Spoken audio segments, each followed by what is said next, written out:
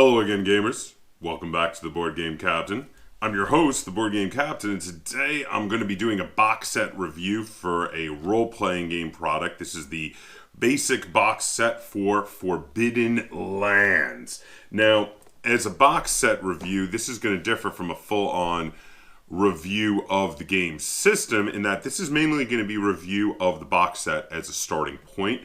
How good is this as a starting point for this role-playing game? How well written are the books? Because I have read everything that comes in this box set.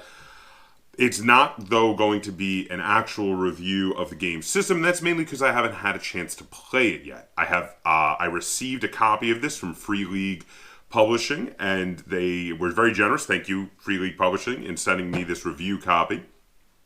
And I've had a chance to read everything, and I'm in the process of getting a group together to play some games of this, which I'm going to try to record and put up on the channel and eventually do a review of the game system.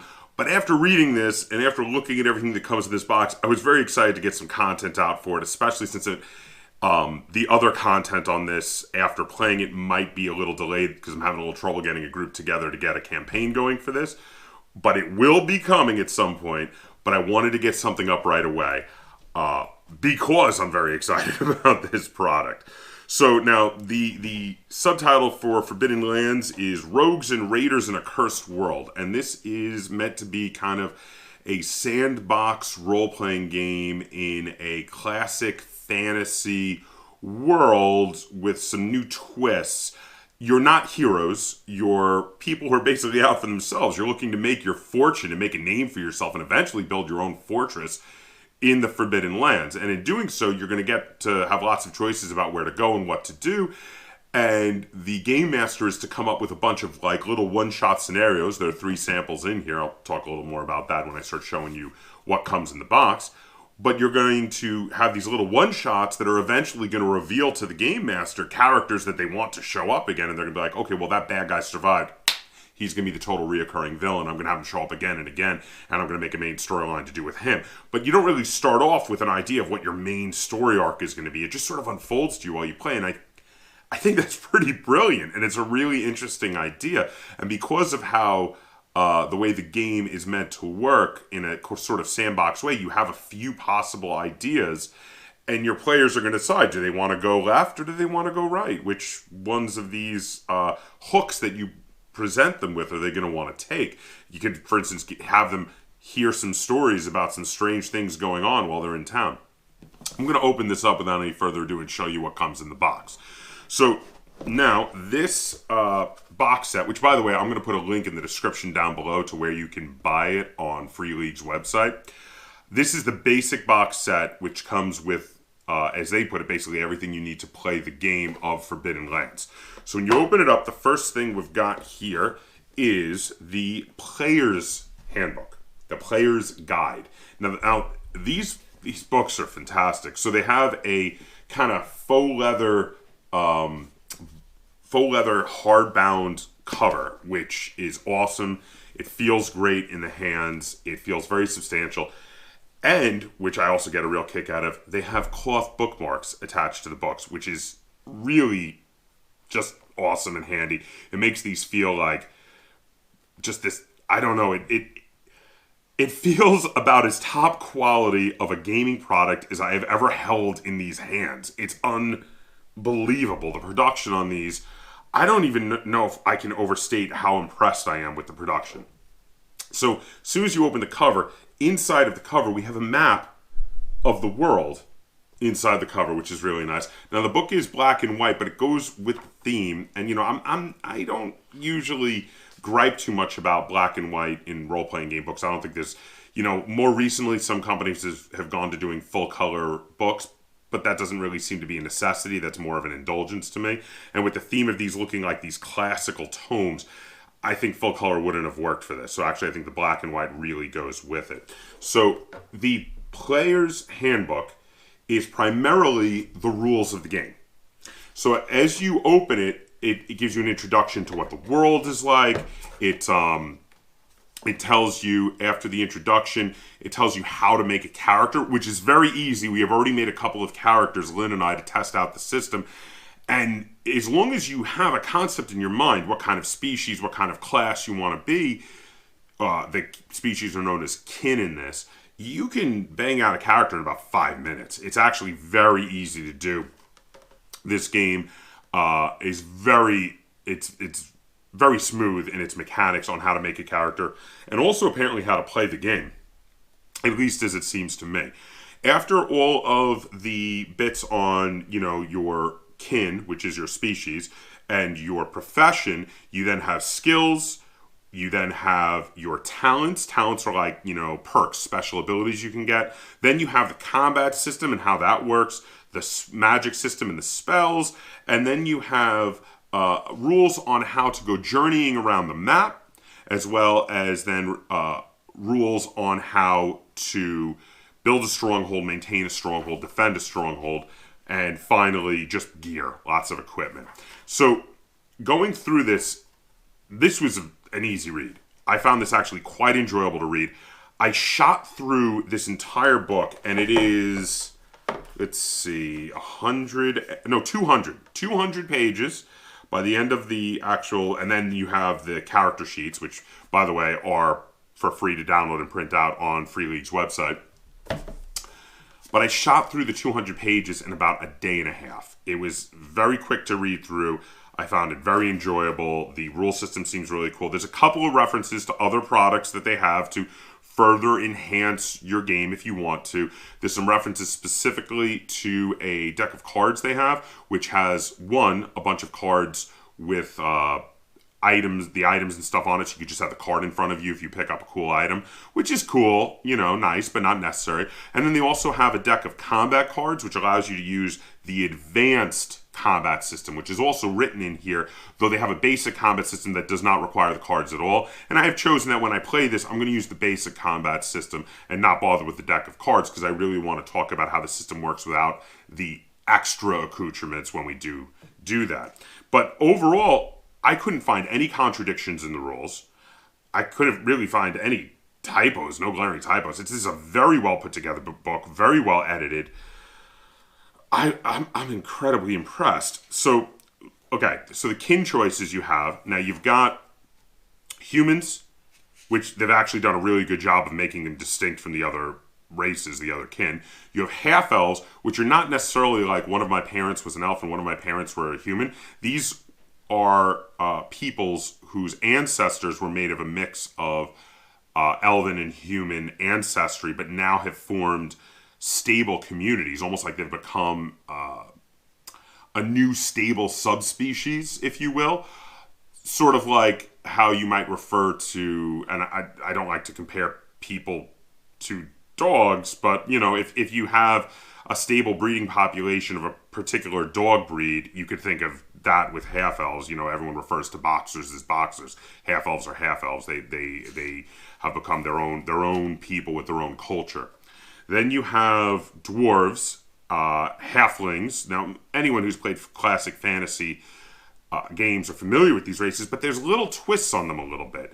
And they have a little bit of a different take on a lot of these peoples. The halflings especially have one of the more dark takes on halflings that I have ever seen. So the thing is, in this, the next race after halflings is wolfkin, which are like wolf people, but then after that you have orcs and goblins. You're actually able to play orcs, goblins, and humanoid wolves. Now, I want to talk about some of these because these are some of the more interesting bits for me. So let me just show a wolfkin there, and over here is an orc. So there's this interesting thing where there's a relationship between the goblins and the halflings. I'm not going to thoroughly flesh out what that is here because it could be a surprise for you if you're playing. But there's this interesting love-hate relationship between the halflings and the goblins. And the halflings have this strange sort of thing where they act all jovial and happy and party-like and loving the drink and the food in public to really convince everybody that they're way nicer and way happier than the other short folk, the goblins, when in reality, they're all a bunch of alcoholic child beaters not necessarily your character specifically if you're playing a halfling, but they add this darker thing where they're trying to convince everyone, including themselves, that they're such nice and wonderful people, when in reality they're not necessarily so. There's a lot of interesting stuff in here where it'll take classic fantasy races, but then put an interesting twist on them. Like the orcs, there's a lot of racism against the orcs.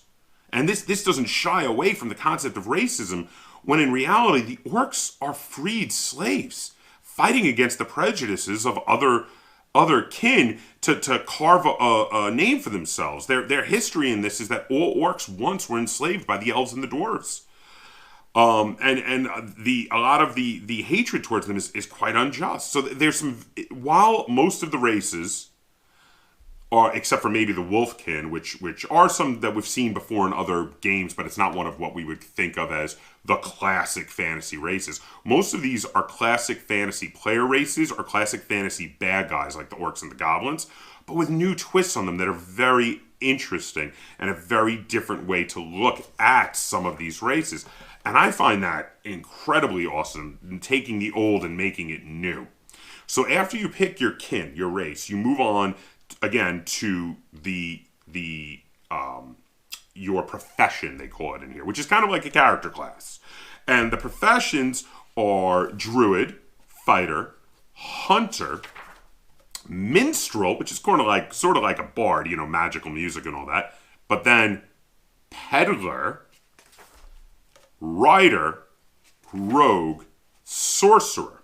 Now, these are fairly diverse, and there are different ways that you can make each one of these classes. You can be a sorcerer that focuses on this kind of magic versus that kind of magic. Maybe you like fire magic, maybe you like illusionary magic.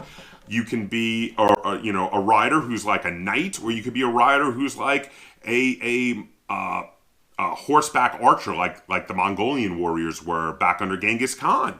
I mean, you could focus on different ways of running each of these classes, but one that really sticks out to me as an interesting one is the peddler, because this is like a silver tongue character, and it's a little bit different. I mean, it's not the sort of character class I'm used to in classic standard fantasy RPGs.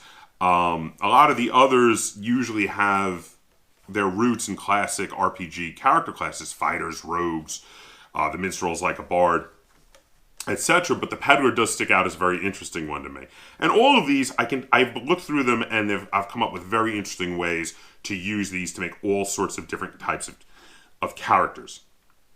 Especially when you start looking at the way they could combine with each of the different kin, each of the different races. So then you've got your skills, and you've got your you pick a pride, which is something that your character is very prideful, as well as a dark secret. And now the dark secret is mostly for role playing, but the pride is actually interesting. It has a mechanic which can give you a bonus to a roll. You decide your relationships with the other characters. You get your gear, and you pick your name, and you flesh out your character. Now the game system itself, as we move on through here, this kind of then fills out the game system. So the game system is primarily based on D6s. So what you do is, when you're doing a roll, you take 3 different colors of 6-sided dice to differentiate whether they are dice coming from the attribute associated with the type of roll you're doing, the skill associated with the type of roll you're doing, or the equipment you're using. So let's say you're trying to pick a lock. So you would use your dexterity. So you take 1 color of dice, let's say black dice, black 6-sided dice for your dexterity. Then let's say you have a 3 in dexterity, so you take 3 dice. Then you're picking a lock, so that uses sleight of hand. That's the skill that is required for picking a lock. So let's say you have a 2 in sleight of hand. So now you take 2 white dice for your skill dice for sleight of hand. Then let's say you're using some expertly made lock picks, which give you 1 extra die for picking the lock. So you take 1 green die for your lock picks. So now what you do is you roll them, and what you're looking for is 6s. And under a normal circumstance, just as long as you get some 6s, you succeed. Sometimes you might get penalties to that if there's, distracting things going on or something fighting against you. If someone's fighting against you, they would roll, and you have to get more successes than they got. But after you roll, you now have the chance, if you failed, like let's say it was a hard thing to do and you needed more 6s than you got, you have a chance to push your luck and get a reroll. Now in doing this, You pick up all the skill dice that were not 6s. You pick up all of the attribute and equipment dice that were not either 6s or 1s. 1s stay on the table. Now with this reroll, 1s can be bad. So you roll them again, and now maybe you succeed, but if you got some 1s, if you have some 1s, something bad might happen. So if it's an attribute die, you might hurt yourself in some way in the endeavor. You succeed, but you hurt yourself. So let's say you pick the lock, you slip and fall down and smack your face. You're like, oh, I'm hurt, but I got in. Let's go. Let's get through the door. If you get 1s on the equipment die, you could break your equipment. So you get a 1 on that, you might get in, but you bend your lockpicks and now they're damaged and you have to try to repair them. And if you fail repairing them, they might be broken forever. You might need to get a new set of lockpicks. But whether you succeed, whether you fail, whether you have something bad happen to you or not, pushing your luck in that way on rolls gets you willpower. And willpower is very important because if you're a magic user, you get to use it to activate spells. It is what is used to activate spells. And all other characters can occasionally use willpower for special things, like some of those perks in here need willpower to activate them. Another really cool thing in here, which I think is a really cool rule system, is how prides work. So again, let's go back to the rogue type character we're talking about who was picking that lock. So his pride might be, I never met a lock I couldn't pick. And then what happens is, if he fails, instead of pushing his luck, or before deciding if he wants to push his luck, he can take his pride die, which is a larger size die that he'll roll, and if he gets a 6 or better, it will count as successes. And the higher it is, the more successes it will count as. But if he still fails after using his pride, the character will suddenly come to the realization that their pride was foolhardiness, and that they really shouldn't have been as prideful about their lockpicking skill. They will lose that pride, and for an entire session, they will have no pride. And then the next session after that, they have to pick a new pride. And I think that's kind of really cool. It's a neat thing. It's a way to have you have these two different ways of risking something to get another chance to succeed, and that's pretty awesome. My first impressions of this rule system are that it seems really fun. I'm very interested by it. I can't wait to play it. My impressions of the book is that it is an easy read and easy to understand with no contradictions that I could find. I am super impressed by it. And my impression of the production value here is amazing. So moving on to the next book. The next book is the Game Master's Guide. So now this one is just for the Game Master. Now this contains quite a bit of storyline information, which the player characters might not know necessarily from the very beginning. So it starts off with some ideas on how to run the game and the basic principles of the game. Then it takes you through a history of the world, and followed by a delving into each of the specific gods. Now, your player characters should probably know the names of each of the gods, but unless they're part of their own particular religious beliefs, they may not know lots of detail about them, and a lot of it could be just revealed during gameplay. You might briefly tell them, though, some of the bits and bobs about what some of the general common knowledge is about the different religions and cults that worship these different gods, and then the rest you let just come out as you go. Then it goes into a lot of details about the different kin. And now this includes the kin that you can choose from, as well as some kin that are not available for player characters. And in all of the cases, it includes common versions of them if you want to run into them as adversaries or NPCs ready to play. So you've got the humans, the elves, the dwarves, then you have ogres. Now, ogres are a strange sort of mutated hybrid folk that sometimes, not always, but sometimes happen when humans breed with dwarves in this game. And they are now, like the half-elves, their own stable breeding community off on their own. They actually don't seem to like the other kin, which is why they're not available to play as player characters, because they've totally rejected the dwarves and have nothing but disdain for humans. So they kind of go off and do their own thing, and they can show up as NPCs or villains in the game. Then you have orcs, wolfkins, and then saurians, which are like lizard men, possibly a bit crocodilian in their appearance, that live in the marshes and swamps. Then you have the Whiners, which are these tiny little critters that are even smaller than halflings and goblins, which have a weird sort of almost insect-like society. They're not really insects. They look like little pale-fleshed humanoids, but they live in a sort of hive-type community. And then halflings and goblins. And in each of these, it goes into great detail on the society, the customs, the origins of each of the races, the common religions that they worship, what gods they worship, and how they look at all the other peoples. Then you've got the Bestiary. Now in the Bestiary, you've got lots and lots of awesome monsters. I really want to talk about this because the monster selection here is really pretty cool.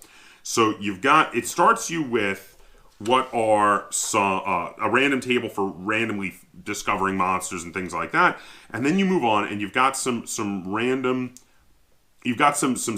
monsters, and you've got tables that allow you to build bizarre mutant demonic monsters, which I'm going to go into in a moment. So for instance, like the first monster in here is the Abyss Worm, which is this underground worm, very similar to like various other underground worms from sci-fi movies like Tremors, or from role-playing game properties like Dungeons and Dragons with the purple worm and things like that. It's typical. But then you have some other, one of my favorite ones in here, the Bloodling. So these blood mists that appear out of nowhere. They're a part of the big history of the world. And in the blood mist, these demons will appear out of the mist. So think like the villain and monster type characters from movies like The Fog or The Mist. These are creepy as hell, really awesome. I think they're great. Then you've got, now here's the first time we have a totally customizable one. So demons themselves, when they take physical form, are often mutated and varied, as there are many types of demons as there are grains of sand in the world. And you have an illustration here of a demon. You can see he is made of a hodgepodge of parts of different types of life. And there's not just a set stat for demons. This one requires a bit of work because there are lots of tables that allow you to roll up random demons. But these demons should not be just random monsters you come across out of nowhere. These should be ones that you've prepared to be scary big villains or memorable villains or reoccurring villains as you go through all these tables for your games. You should roll up a few and keep them in the wings to possibly use later. Now, this is a little more labor intensive than I usually like, but I do appreciate that this is in the minority of the monsters that are in this book, because most of the other monsters are just ready to be used. So you've got the Death Knight, which is kind of like an undead armored villain.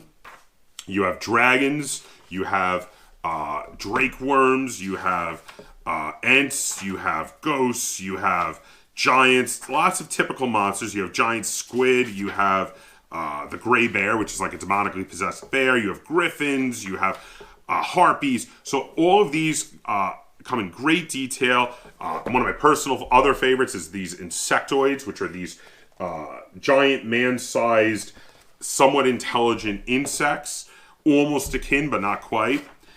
Now, all of these come in great detail with lots of ideas on how to use them, lots of ideas on where you might find them, and the art is always really great in this. I really enjoy it. And I would say that the bestiary is varied enough, especially with the varieties of creatures that you can get out of the demons, which is insane, along with all the standard monsters. I mean, this, you could play through this just using the stuff in here for over a year and not see the same monster twice, especially with how the demons work, because I would count every variety of demon as a different monster. Then you have basic animals, real world animals: bears, wolves, foxes, deer, boar, riding horse, war horse, donkey, etc. All the different kinds of regular animals you might come across, uses pets, uses riding animals, uses guard animals. And then you have the artifacts. Now, unlike the basic equipment in the other book, these are magical, rare artifacts, the likes of which no one can make anymore. And in most cases, nobody even really knows or understands the origins of anymore.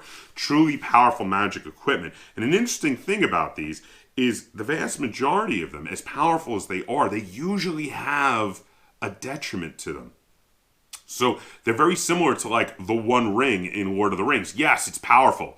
Yes, it makes you better at everything you do. Yes, it can turn you invisible. But the more you use it, the more it corrupts you. A lot of these have that kind of feel to them, where they can harm you by using them, even though they give you great power, because everything comes at a cost. And that's pretty amazing. I really like the magical items in this. I think they could, entire campaigns could be built around seeking one or destroying one, a la Lord of the Rings. And then you've got encounters, and you've got all sorts of ideas for different encounters you can randomly do. They give you all these hooks. Basically, there's tons of numbers in here, each one with a hook, with an idea for a story. So unbelievable amounts of material for the Game Master. Ways to randomly roll up dungeons to come across.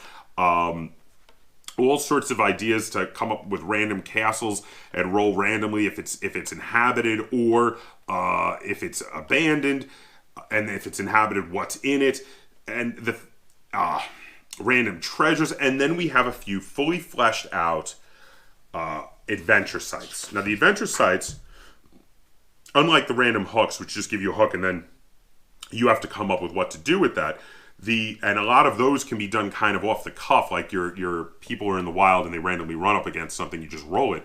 These are the things that you feed your players information about, like they hear a rumor about a great treasure in a castle guarded by a dragon, and they decide if they want to follow up on that or not. Now there's 3 adventure sites in here, and it kind of gives you some great ideas on how to come up with your own, as well as lots of tables, like I said before, about with all the dungeons and all of the castles and all of the treasures, and how to randomly roll those up to come up with your own adventure sites. And when you're playing the game, again, your players could be in a bar in whatever their hometown is at the moment, and they could hear a few stories, and they decide which one to go on.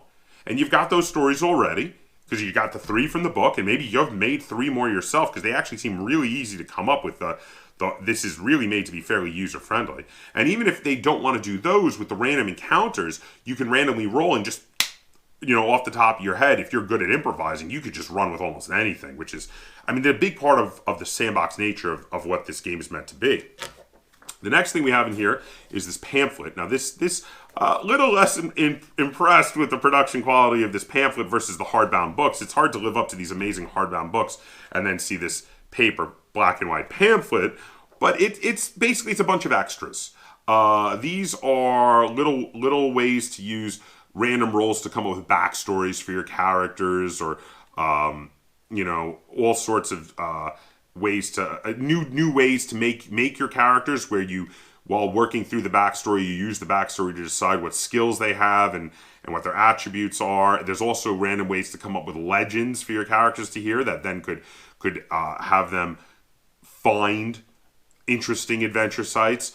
There's also a monster generator in here to come up with your own random monsters, because there's all sorts of bizarre mutated monsters out there. Some created by demons, some created by dark magic, some who knows where they came from. So in addition to all the standard monsters that are in the book, this pamphlet does let you come up with your own monsters. So now this pamphlet, production quality is not as impressive as the books, obviously, but content is kind of nice. I actually like all these extra tables, and the biggest thing I like about it is options. It gives you tons of options, because rather than just go through the standard, if you don't want to, rather than go through the standard quick method of making your character, if you want to spend a lot more time with your character, like if you were a fan of Traveler back in the day, where you got to live through your entire Traveler's prologue before they got into the game, minus the ability to be killed off during character creation, mind you, you can go through a random prologue with your character and come up with all of their stats and everything that way. And if that helps you feel more attached to your character, then that's awesome. So, still good. Love the content. Now, next we have 2 things in the bottom of the box. I'm going to shake them out here. And the first of the 2 things is the map. Now, I'm going to unfold this. I'm going to show it to you. It is 2-sided. And it is a map of the world, which by itself is very pretty, but it's not just that. It's functional. I'm going to bring it closer to the camera so you can see there are hexes on the map. And there are lots of different symbols in some of the hexes that show you, specific buildings and structures, castles, farmhouses, etc. in the middle of the wilderness. There's a key on the bottom to tell you what you're looking at on the map. And the reason is, this is a bit of almost like a board game influence on the game. the world of the Forbidden Lands, themselves have been under this terrible curse of the Blood Mist for hundreds of years at this point. The Blood Mist just lifted, and now your characters want to go out adventuring and finding all of the ancient treasures and get fame and glory and build their own fortress and become powers, new political powers in the Forbidden Lands. So when you move around exploring, which since everybody for generations has been trapped in their own towns because you can't go at night into every night the Blood Mist comes, so you can't travel further than really half a day's worth of travel because you got to get back to your village. You can't go more than half a day's travel from your village at any time, and couldn't through your whole life. Nobody really knows everything that's out there. There's just these ancient myths and legends about lost treasures and such, and you want to go out and find them. So you move around on the map, and when you find things through random dice rolls and such, when you find ruins or ancient treasures or ancient castles, you're going to mark them on the map with these stickers. These stickers are all sorts of cool, interesting, different things that you can put on your map when you discover them.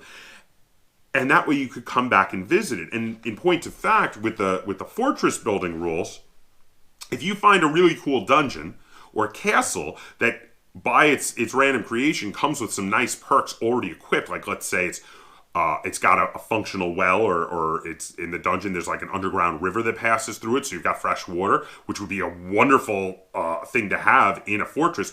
You can convert those ruins into your fortress.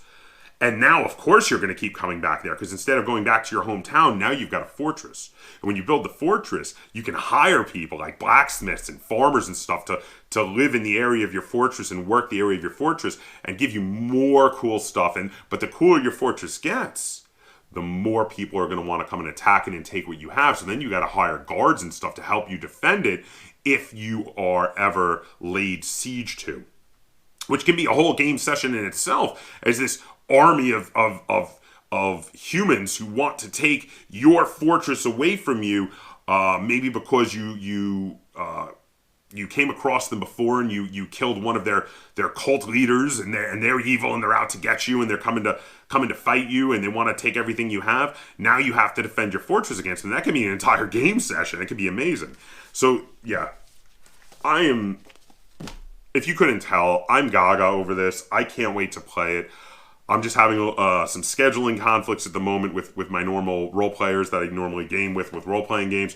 We're working on trying to get set up so that we can get some games into this. And as soon as we do, we're going to try to put those videos up on the channel. And we're also going to try to do an actual review of the game system once we've played a few sessions of it. I think about 3 might be enough to understand this enough to really review it properly. But as of right now, having looked at all of the components, having read through the books and the little pamphlet that comes extra, I think I can review the box set as a starting point. Now, it's great. There's obviously no way for me to hide the fact that I really, really like this. I'm really, really impressed by this. So, the production quality of the books is off the charts. The map is also very nice. I like the stickers. It's really cool. But the books in this are phenomenal. They're really amazing. It's just truly, truly phenomenal production. This box set goes for around 50 American dollars, somewhere around there. And for the price, you're really getting your money's worth. These are really, really nicely done. The amount of information you have on the world is enough to play and play and play. And if you want to expand, there's extra stuff you can get. I already talked a little bit about the cards. They also make references in these books to a campaign book they have that has tons of more adventure sites in it, which can link together into a overarching storyline. So if you don't want to come up with one yourself, one of the additional things you may purchase in addition to this box set is that campaign book. Now, I don't have the campaign book, so I can't really talk about that here, but I just want to throw it out there because some people, when they hear, oh, I gotta come up with the whole storyline myself, they get a little, squidgy about it. They'd rather have a campaign to go through themselves. So if if you are that way, if you would prefer to have pre-written adventures, there is another book that you can buy and they have you covered for that. But it's not forced upon you in this box set. And I like that because I think those sort of campaigns should be optional, because I like to come up with my own campaigns and my own storylines. I have done campaigns with those pre-done ones and I've liked them sometimes, but I prefer to come up with my own big, awesome, adventurous storyline. So I really like it the way it is here. I would say that this box set, as it is as a starting point for this game, is really, really, really well done. I'm going to give this box set a 9 out of 10 stars. I thoroughly enjoyed reading the books. I can't wait to play this game. I am super excited to game master this game. Yeah. So 9 out of 10 stars for me. I think it sounds amazing. I can't wait to play it. As soon as we can get some recordings done of some game sessions of this, as long as they come out okay, I'm going to put them up on the channel. And whether they come out okay or not, there will be at some point a review of the game system coming. It's going to get a separate rating from me other than the box set. Because again, the box set is based on the readability of the books, the production quality of the box set, and how interested I am in playing the game now after reading the books, and how well I think the box set is a starting point for this game universe for Forbidden Lands. And for that is 9 out of 10 stars. But there will be a review of the game system coming once we have played it a few times. So let me know if you're interested in seeing more content in this, if you would really like me to put up game sessions of this once I get a group together. Unfortunately, that might take a couple of months because, like I said, I am having some scheduling difficulties with some of my players right now, but I'm working on it. I'm going to see what I can do about maybe speeding that up. I might need to look to get some other players that I don't normally role play with in on this early on to get some games of it done. And if you enjoyed this review and you'd like to see me do more reviews of role-playing game products like this, be sure to give this video a like, share it on all forms of social media, and if you haven't already, please subscribe to the Board Game Captain. That's Captain spelled with a K on YouTube. And until next time, game on.